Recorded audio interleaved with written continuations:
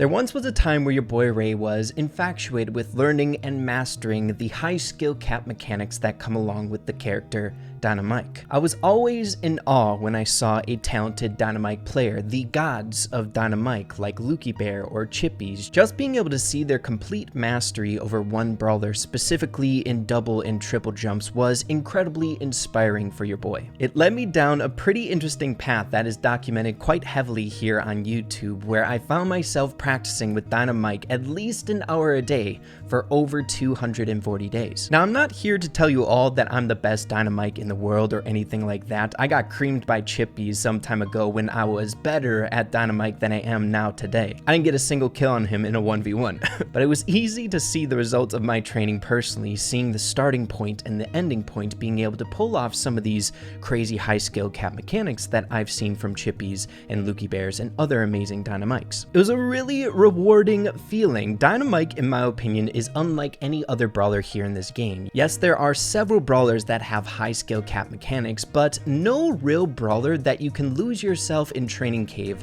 for hours on end and mastering and honing those skills. I truly believe double and triple jumps and training with Dynamike is somewhat of a learned skill. You'll be able to pick up that beat or that rhythm with the double jumps after playing just a little bit and touching up on your skills. Now, of course, they can get a little rusty if you don't keep up with them, but where the main focus and the main bulk of training comes is actually teaching yourself these skills. Like I said before, we did about 240 days of practice with this man, trying to master him to some degree here, and it was successful. We found ourselves utilizing really interesting methods, which we've made videos on in the past, such as the metronome tactic, which Gurkas, a predominant name here in the community, first found out. If you set a metronome at 55 beats per minute, it's the perfect timing in which you should throw down your second stick to get the double jump or even the triple jump timing.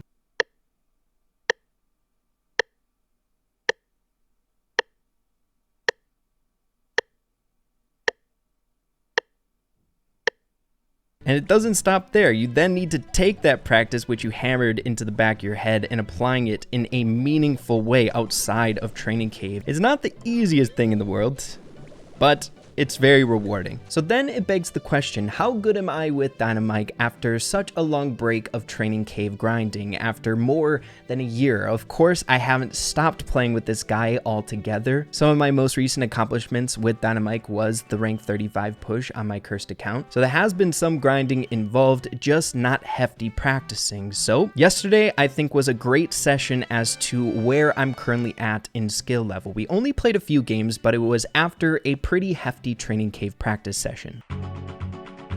But getting straight away into it here, as you can see, we're playing on Wipeout on a phenomenal map for Dynamike. So let's see just how well we pilot him in this game here. So landing a good shot there on the surge to start things off. And now with the help of the station from Leon, we can get into good position to maybe land a nice cheeky stun, which we managed to do so up against the surge, which honestly isn't the easiest thing to do at some times, seeing that surge has a really good way to get away from Dynamike stuns. All he has to do is use a gadget, but he didn't use it there. But as you can see, our team is pressuring amazingly. We activate a gadget and hold on to it for a very long time. You guys should know or might know the way I play Dynamike when I'm not jumping around like a madman is just really focusing on accuracy, like trying to get 3 for 3 stun gadgets throughout the entire match, right?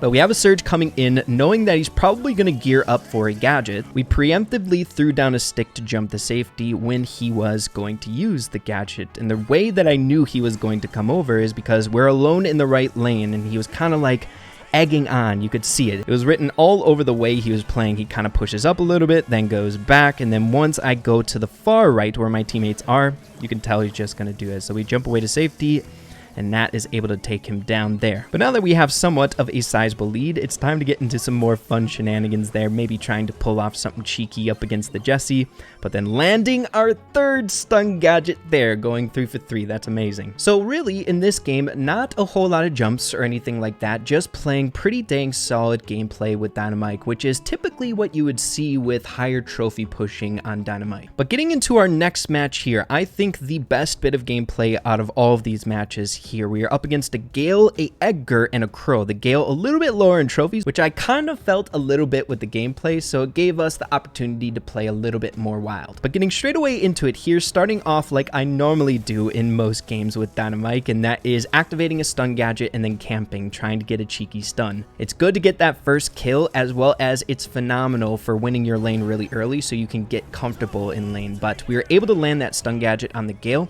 where people tend to camp right off the get-go, and then securing a kill really easily. We then use a jump to get out of that madness, but then find ourselves back in enemy lines, where sometimes some pretty crazy stuff can happen, but not a whole lot did happen. At the very least, we took down the Crow with us, and we head back into lane here. But now, seeing that we have a little bit of a lead, it's time to get a bit wild. We land a super there on 2 people really quickly. Jumping away, nice, dealing the super damage to the Edgar, and then killing the Gale on the 3rd stick of the jump. It's been a while since I've landed a triple jump that actually bore fruit, right? Where we were able to get some damage and actually pick up a kill. But then, heading in here, we managed to win there with the help of, I think, Leon getting the final kill, picking up star player there. I think this shows really nicely the point that I was trying to get across in the last gameplay, where we were playing just an efficient Dynamike the entire time, landing our shots, picking up kills, but then once we got a little bit of a lead and we had a good feel of our enemy team and we were pressuring up on them on the map, we had map control, it made sense to do something like this, have a little bit of fun, and it actually paid off. But moving along to our 3rd match and the 2nd match of this little grind session that I had with Dynamike and my friends, we find ourselves up against an 800 trophy team. So heading into it, we're up against a Rico, a Tick, and a Fang. Sometimes Tick can really mess up the flow of Dynamike gameplay. You can't be as aggressive or use all the walls to your advantage because Tick is really good at laning you away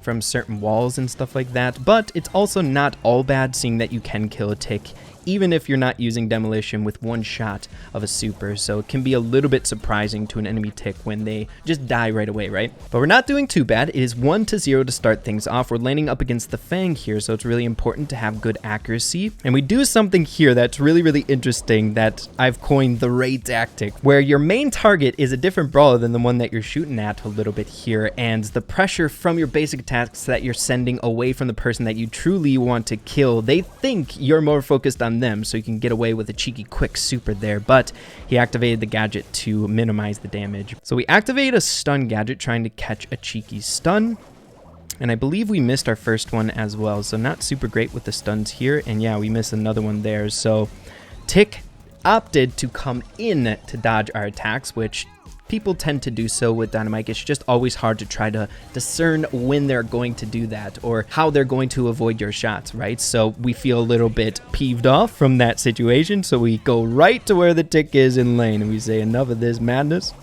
and get a nice little double jump on him there. Nicely done flexing. So the score is now 5-1. We get a thumbs down from the Tick, so we also give it right on back. And we're jumping around a little bit more, having a bit more fun here, seeing that we have a bit of a lead.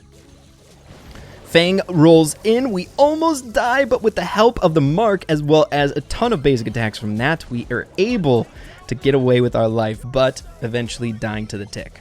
So we have 1 more kill to go. Let's see how this goes. I think I was really determined to get the final kill.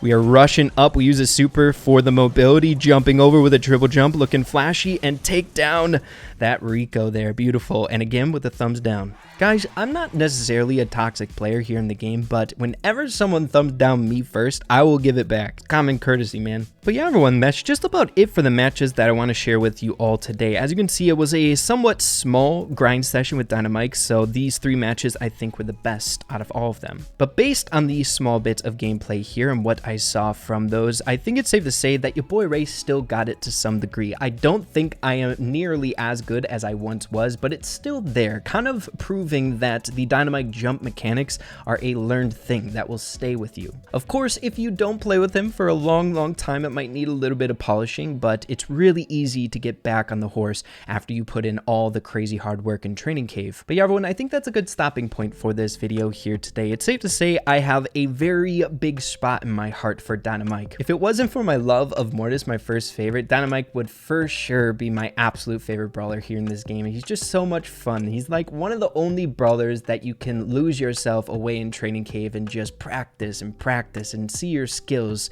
bear fruit. It's so much fun. So hopefully you guys enjoyed this video. A little bit of a check-in as to where I think I'm at with Dynamike. Not as good, but I still can do some things, right? Yeah, everyone, thanks for watching. Hope you have a phenomenal rest of your day. Keep having fun with Brawl Stars, and we'll see you all in the next video. Adios, and take care.